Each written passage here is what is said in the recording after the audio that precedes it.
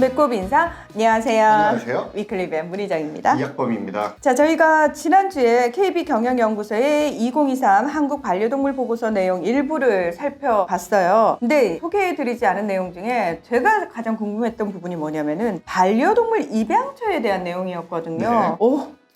2년 전보다 유기동물 입양 비율이 늘었습니다. 맞습니다. 항상 아는 사람으로부터, 지인으로부터 데려온다는 대답이 제일 많았는데요. 이번에 네. 좀 인상적이었던 게 KB경영연구소가 이걸 2년에 한 번씩 지금 조사를 하고 있잖아요. 네. 2021년에는 유기동물을 입양했다는 답이 15.5%였는데 이번에는 2년 만에 19.9%로 이제 4.4%포인트 소폭 증가했습니다. 자, 일단 유기동물에 대한 관심이 높아지고 있다라는 건 굉장히 좋은 현상 같습니다. 그런데 많은 분들이 입양해야지 라고 생각은 하면서도 막상 근데 어디서 어떻게 해야 되는 거야 잘 모르시는 분들 아직까지 많아요. 유기동물이 입양하려면 크게 세 가지 방법이 있습니다. 네. 첫 번째로는 이제 지자체 동물보호센터에 입소된 개체를 입양할 수 있는데요. 국가 동물보호 정보 시스템이죠. animal.go.kr 여기서 지자체 동물보호센터에 있는 유기동물 공고를 다 볼 수가 있고요. 네? 그리고 여기에 있는 이 내용이 호인핸드라고 하는 입양 어플 있잖아요. 그 네. 시스템과 이제 연동이 되는 겁니다. 그리고 최근에 각 지자체가 도심지에서 입양센터를 운영하고 있어요. 많이 저는 추천을 드리거든요. 가보라고.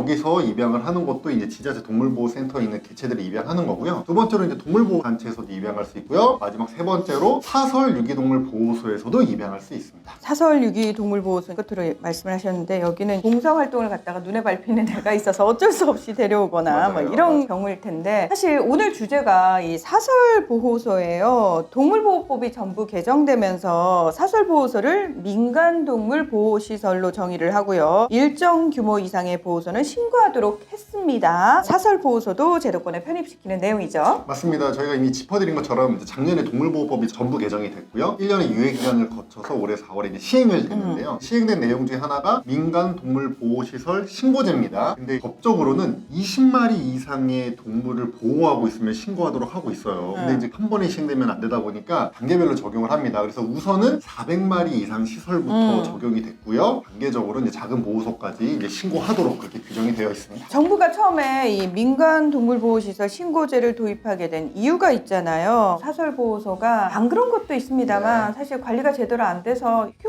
보호소가 아니고 거의 학대받는 거 아니야? 라는 느낌이 드는 그런 것도 있기 때문이잖아요. 맞습니다. 이제 사설보호소에 대한 문제가 너무 많이 지적이 됐어요. 말씀하신 것처럼 정말 잘 관리하는 곳도 있지만 보호소로 할 수 없는 곳들이 있었잖아요. 예를 들어 보면은 뭐 동물자유연대나 카라 같은 대형 동물보호 단체가 운영을 하는 보호시설은 웬만한 지자체 직영 동물보호센터보다도 훨씬 시설이 좋고요. 개인이 운영하는 곳 중에서도 개체 관리를 잘하는 곳들이 있지만 2019년에 강제 철거된 에리넌처럼 개체 수가 점점 늘어나고 거기 보호 중인 동물 관리가 안 돼가지고 굶어 죽기도 하고 피부병 걸리고 여러 가지 질병 걸리고 중성화가 안 돼 있고 뭐 이런 문제들이 있는 것도 많아요. 특히 이제 보호소 소장이 좀 문제인 경우가 많은데 이 소장이 자기 능력 이상으로 동물을 과다 사육하는 동물 학대죠. 애니멀 호딩 그런 애니멀 호더인 소장들도 꽤 있는 게 사실입니다. 이런 얘기들 저희가 워낙 많이 접하다 보니까 사설보호소에서 입양을 좀 하려고 해도 꺼려지는 게 사실이거든요. 자, 그러면은 이런 사설보호소 전국에 몇 개나 있는지 사실 민간동물보호시설 신고제를 앞두고 정부가 조사를 했잖아요. 맞습니다. 지난해 실태조사를 했는데요. 전국에 136개 민간 동물보호시설이 있는 것으로 나타났는데 이 중에 34개는요. 저희 한번 짚어드렸죠. 보호소를 표방한 신종펫샵. 신종펫샵. 네, 그런 동물 판매업소였기 때문에 그걸 빼면 실제로는 한 102개, 100개 전후로 있다고 보시면 될 것 같아요. 에이, 그거밖에 없을까? 실제로는 저는 다 파악하지 못한 것도 있다고 보는데 네. 파악된 이 102개 중에는 60개가 이제 수도권에 있었고요.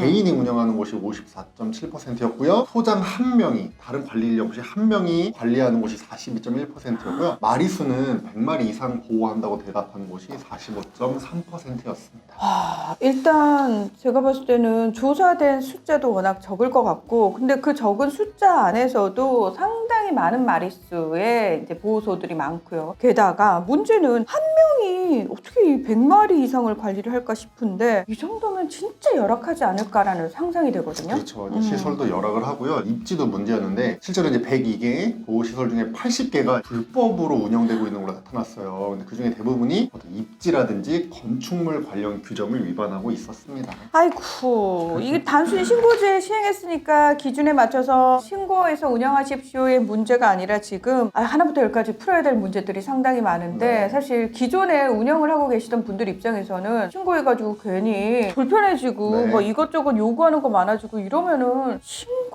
하기를 오히려 꺼려하지 않을까라는 생각도 좀 들고요. 그렇게 되면은 또 더더욱 음성화되고 더더욱 불법적인 일이 많이 벌어지지 않을까 이런 부분도 걱정이 되고요. 맞습니다. 이제 오히려 이거를 양성화시키려고 신고제를 도입했는데 오히려 이제 음성화되는 문제가 나타날 수 있을 것 같아요. 그래서 이제 정부가 이런 불법 문제 해결에 나섰습니다. 우선 이제 입지랑 건축물 법적 쟁점을 해결하는데요. 현재 네. 가축분뇨법이라고 있어요. 가축분뇨의 관리 및 이용에 관한 법률인데 여기에 가축 사육 제한 구역이 지정되어 있습니다. 네. 근데 지금 이제 사설보호소, 민간동물보호시설 대부분이 이제 개고양이를 보호하고 있잖아요. 그렇죠. 근데 반려동물은 또 가축이 아니기 때문에 가축 사육 제한 구역에서도 합법적으로 민간 동물보호시설을 운영할 수 있도록 제도 개선을 추진을 합니다. 왜 이렇게 하냐면은 작년에 실태조사를 했을 때 무려 93개, 대부분이죠? 다 가축 사육 제한 구역에 이제 위치를 하고 있었거든요.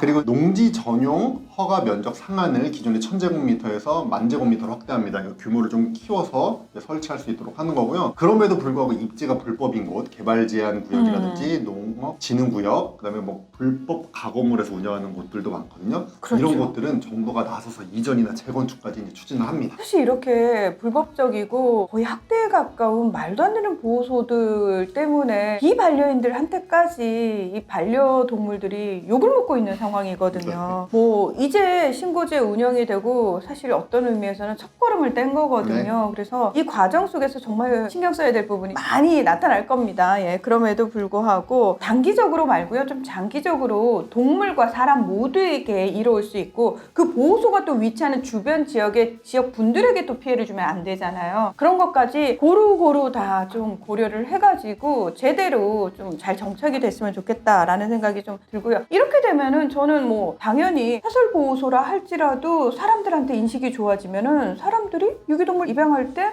사설보호소나 가봐야지라는 생각을 할 수 있게끔 연결이 되는 거거든요. 네. 그 과정에서 해야 할 일이 참 많은데요. 포기하지 않고 끝까지 잘 됐으면 좋겠습니다. 네. 저희 위클리벳도 관심 놓치지 않겠습니다. 오늘도 함께해 주셔서 고맙습니다. 감사합니다.